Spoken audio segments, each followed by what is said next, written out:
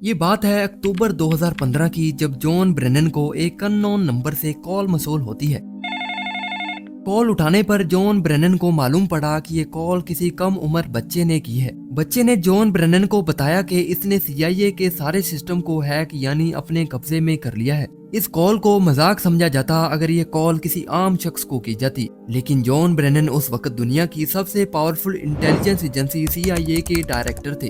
John Brennan को call करना दूर की बात है, इनका पर्सनल मोबाइल नंबर भी किसी के पास होना बहुत बड़ी गनीमत की बात है। ये स्टोरी है उन दो बच्चों की जिन्होंने चंद लम्हों में CIA के सारे सिस्टम को हैक करके अमेरिका जैसी कंट्री को नाको चने चबवा दिए थे। CIA वाले परेशान थे कि ये बच्चे कौन हैं जिन्होंने पल भर में ही इनकी नींदें उड़ा दी थी, और इन बच्चों ने ये कारनामा क्यों और कैसे अंजाम दिया था, ये वीडियो में आगे चलकर जानेंगे। रिसर्च टीवी की वीडियोस में एक बार फिर से खुशामदीद। दोस्तों, जब कॉल करने वाले से उसकी डिमांड पूछी जाती है तो वो कहता है कि अमेरिका मिडिल ईस्ट, खास तौर पे फलस्तीन में हमले बंद कर दे और इनको पुरअमन रहने दे। उसके कॉल करने से पहले ही CIA वालों को पता चल चुका था कि इनका सिस्टम हैक हो चुका है। ये हैकिंग CIA के साथ अमेरिका को क्या नुकसान पहुंचा रही थी, इसका भी आपको इसी वीडियो में अंदाजा हो जाएगा। कॉल करते ही सारी अमेरिकन गवर्नमेंट और CIA वाले हरकत में आ गए, क्योंकि पहली दफा CIA इंटेलिजेंस सिस्टम को बच्चों ने हैक किया था और एक तरफ ये CIA वालों के लिए शर्मनाक बात थी।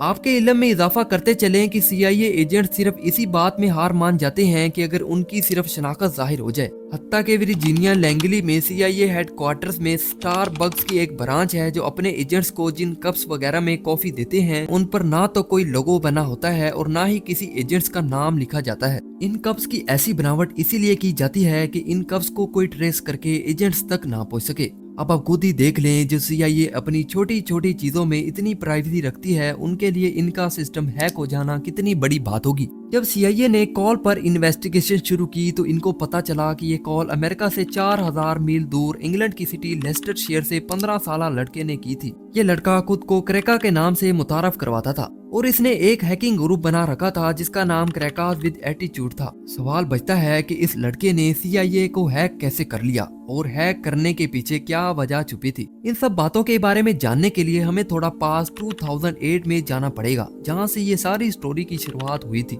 2008 में अमेरिका की स्टेट वर्जीनिया में एक और दूसरा लड़का था जिसका तारफ डिफॉल्ट के नाम से हुआ था। ये लड़का वीडियो गेम्स बहुत शौक से खेलता था। वीडियो गेम्स का इतना शौकीन था कि गेम्स में जीतने के लिए ये कुछ भी कर सकता था, इसलिए इसने गेम्स की प्रोग्रामिंग में घुसकर कुछ चेंजिंग्स करना शुरू कर दी थी। जैसा कि ये ऑनलाइन गेम काउंटर स्ट्राइक के रूल्स बदल के आसानी से जीत जाता था, यानी कि ये चीट्स बनाने में एक्सपर्ट था। ये लड़का चीजों को अपने हिसाब से कंट्रोल करता था और ये सब कुछ इसने इंटरनेट से ही सीखा था। डिफॉल्ट नामी इस लड़के को इन सब का शौक एनोनिमस नामी हैकिंग ग्रुप को देखकर पैदा हुआ था। ये ग्रुप 2008 में काफी मशहूर हुआ करता था। एनोनिमस ग्रुप 2008 में ज्यादातर न्यूज की हेडलाइंस बना रहता था। ये ग्रुप जल्दी मशहूर होने के लिए बड़ी बड़ी वेबसाइट्स को हैक करता और इन पर अपनी मर्जी से कोई भी मैसेज लिख देता था। एनोनिमस ग्रुप के इन कारनामों को देखकर डिफॉल्ट बहुत इम्प्रेस हुआ और इसने भी फिर हैकिंग की दुनिया में कदम रखने शुरू कर दिए। डिफॉल्ट शुरू में छोटी मोटी वेबसाइट्स को हैक करता था, पर वो इससे भी कुछ बड़ा करना चाहता था, इसलिए इसे भी किसी हैकिंग ग्रुप की बहुत जरूरत थी। आखिरकार डिफॉल्ट एनोनसेक नाम के एक हैकिंग ग्रुप में शामिल हो ही गया। ये ग्रुप पहले भी कई वेबसाइट हैक कर चुका था, पर यह हैकिंग ज्यादातर सियासी मकसद के लिए की जाती थी। एनोनसेक ग्रुप उस वक्त बोट नेट का इस्तेमाल किया करता था, यानी ये ग्रुप इंटरनेट पर वायरस बनाकर फैलाता था और ये वायरस जिस किसी कंप्यूटर में भी जाता वो कंप्यूटर एनोनसेक ग्रुप के कंट्रोल में आ जाता था। इन तमाम कंप्यूटर में से जिस कंप्यूटर में वायरस फैलता उसको बोट और कंप्यूटर के सारे नेटवर्क को बोट नेट कहा जाता है। डिफॉल्ट भी इस बोट नेट का इस्तेमाल कर सकता था क्योंकि अब वो भी एनोनसेक ग्रुप का मेंबर था। डिफॉल्ट ने देखा कि इस पूरे बोट नेट में एक कंप्यूटर ऐसा है जो कनाडा के एक मेडिकल कॉलेज का था। डिफॉल्ट ने इस कंप्यूटर को जैसा तैसा भी करके हैक कर लिया और इस कंप्यूटर में मेडिकल कॉलेज के सारे मालियाती रिकॉर्ड चेक करना शुरू कर दिए और इसको पता चला कि इस मेडिकल कॉलेज ने $9 मिलियन से ज्यादा रकम बच्चों से अभी वसूल करनी थी, जो कि अब ये सारा बायोडेटा डिफॉल्ट देख चुका था, तो इसने ये सारे रिकॉर्ड कंप्यूटर से डिलीट कर दिए। डिफॉल्ट अपनी पहली कामयाब हैकिंग करके बहुत खुश था और इस हैकिंग से मेडिकल कॉलेज का सारा निजाम उलट पुलट हो गया। ये पहली हैकिंग तो इसने ऐसे ही कर दी थी, पर इससे अगली हैकिंग इसने गुस्से में की। 2014 में डेनमार्क की गवर्नमेंट ने एक शर्मनाक लॉ पास किया जिसके मुताबिक जानवरों के साथ जिनसी ज्यादती पर कोई रोक टोक नहीं कर सकते थे। ये न्यूज पूरे वर्ल्ड में एनिमल लवर्स को बहुत बुरी लगी। ये खबर डिफॉल्ट को भी बहुत बुरी लगी क्योंकि डिफॉल्ट के पास एक कुत्ता था जिसे वो बहुत प्यार करता था। इसीलिए डिफॉल्ट को डेनमार्क की गवर्नमेंट का ये लॉ पसंद न आया और इसने गुस्से में अपने ग्रुप के साथ मिलकर डेनमार्क की ऑफिशियल वेबसाइट को भी हैक कर लिया और इसने वेबसाइट पर बड़े बड़े अल्फाजों में एक मैसेज लिख दिया कि क्या आप जानते हैं कि आपकी गवर्नमेंट जानवरों से ज्यादती की इजाजत देती है। इतना ही नहीं बल्कि डिफॉल्ट ने बोटनेट का यूज करके इस शर्मनाक लॉ के फेवर में जितनी भी वेबसाइट्स बनाई गई थी सबको बंद करवा दिया। डेनमार्क की ऑफिशियल वेबसाइट हैक होने पर ये बात सारी दुनिया में फैल गई और डेनमार्क के इस कदम की बेइज्जती होने लगी। लोग डेनमार्क को बुरा भला कहने लगे। आखिरकार डेनमार्क की सरकार अवाम का ये प्रेशर बर्दाश्त ना कर सकी और अगले ही एक साल में डेनमार्क को ये फैसला वापस लेना पड़ा। डिफॉल्ट एक बार फिर से बहुत खुश था क्योंकि डिफॉल्ट अपने इस मकसद में भी कामयाब हो चुका था, पर लोगों ने इस कारनामे का क्रेडिट एनोनिमस ग्रुप को देना शुरू कर दिया क्योंकि उस वक्त ये हैकिंग ग्रुप ही ज्यादा मशहूर था। पर ये बात डिफॉल्ट को जरा भी हजम नहीं हुई कि ये इतना अजीम कारनामा किया तो इसने, पर क्रेडिट कोई और ले रहा है।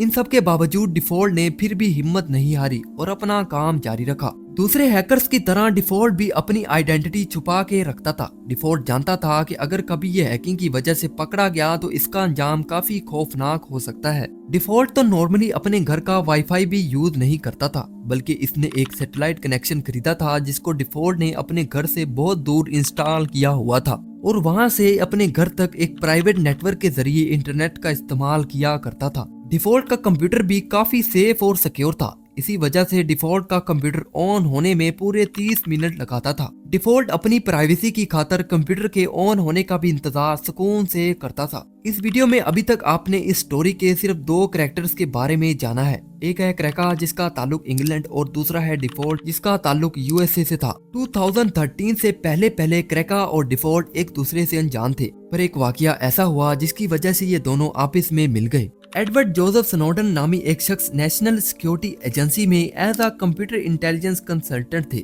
एडवर्ड जोसेफ एक अमेरिकन गवर्नमेंट के प्रोजेक्ट पर काम कर रहे थे। इनको मालूम हुआ कि सीआईए हर इंटरनेट इस्तेमाल करने वाले का पर्सनल डेटा और इसकी प्राइवेट इंफॉर्मेशन अपने पास महफूज रखती है और फिर इस इंफॉर्मेशन को अपने किसी मकसद के लिए इस्तेमाल भी करती है, जबकि इंटरनेट यूजर को इस बात का अता पता भी नहीं होता। एडवर्ड जोसेफ सीआईए के इस राज को फाश करना चाहते थे, पर अमेरिका में रहते हुए ये काम करना नामुमकिन था क्योंकि एडवर्ड जानते थे कि ऐसा करने पर या तो इनको मौत की सजा सुनाई जाएगी या फिर इनको सीक्रेट इंफॉर्मेशन लीक करने पर जेल भेज दिया जाएगा। इस काम को अंजाम देने के लिए एडवर्ड ने एजेंसी से चंद दिनों की छुट्टी ली और हांगकांग चले गए और वहां पर इन्होंने सहाफियों के सामने अमेरिका के इस सीक्रेट से पर्दा उठा दिया। ये खबर फैलते ही लोगों में वहशत फैल गई और लोग सीआईए के खिलाफ आवाज उठाने लगे कि इनका पर्सनल डेटा इनकी इजाजत के बगैर यूज हो रहा है और इनके कदम पर हर लम्हा नजर रखी जा रही है।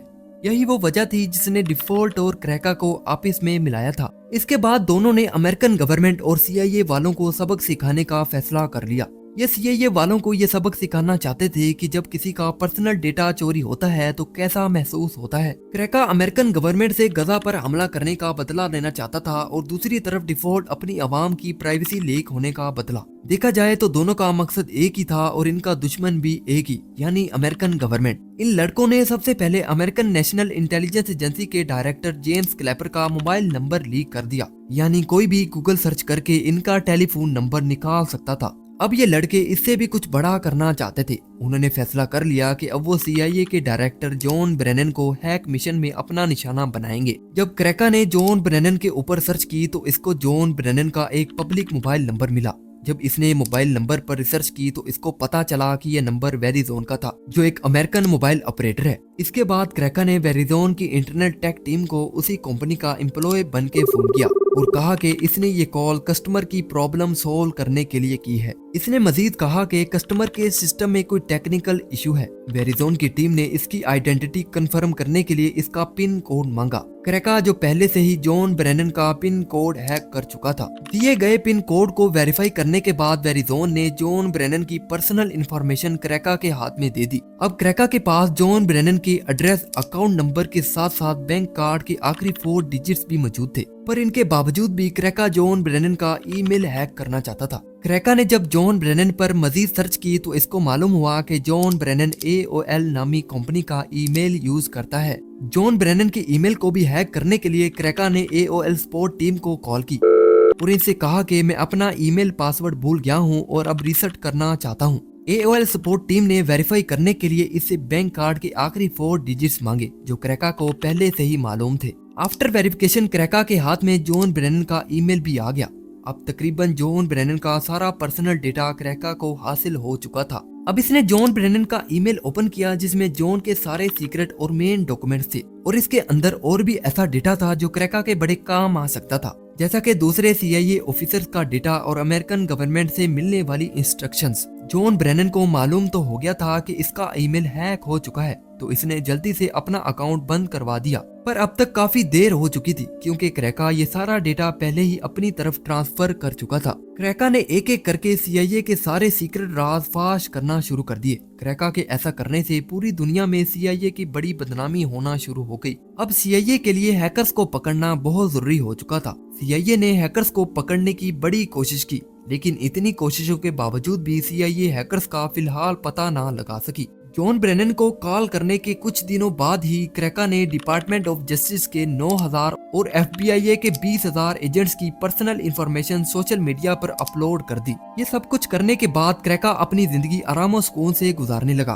और क्रेका को लगता था कि शायद इसको पकड़ना नामुमकिन है। और दूसरी तरफ डिफॉल्ट जो USA का था वो परेशान रहने लगा था। उसकी परेशानी की वजह ये थी कि इसको अपनी गिरफ्तारी का डर लगा रहता था। शायद क्रेका और डिफॉल्ट कभी भी पकड़े ना जाते अगर डिफॉल्ट ये गलती कभी ना करता। डिफॉल्ट ने नशे में अपने किसी एक दोस्त को बता दिया कि CIA के सारे सिस्टम को इसी ने हैक किया था। बस फिर ये छोटी सी गलती क्रेका और डिफॉल्ट दोनों को ले डूबी। इस वाकये के चंद दिनों के बाद ही FBI ने डिफॉल्ट के कमरे में छापा मार दिया और इसको पकड़ते हुए ले गए। डिफॉल्ट से इन्वेस्टिगेशन के दौरान क्रेका का नाम भी सामने आया। क्रेका को भी ब्रिटिश पुलिस की मदद से अरेस्ट करवा लिया गया। क्रेका का असली नाम केन गैम्बल और डिफॉल्ट का असली नाम जस्टिन ग्रे लिवरमैन था। इन लड़कों की कम उम्र होने की वजह से क्रेका को 2 साल की कैद सजा सुनाई गई और डिफॉल्ट को जो डायरेक्टली CIA हैकिंग केस में इन्वॉल्व नहीं था फिर भी इसको 5 साल की कैद सजा सुनाई गई। दोनों आज जेल से आजाद हैं और साइबर सिक्योरिटी वालों के लिए काम कर रहे हैं।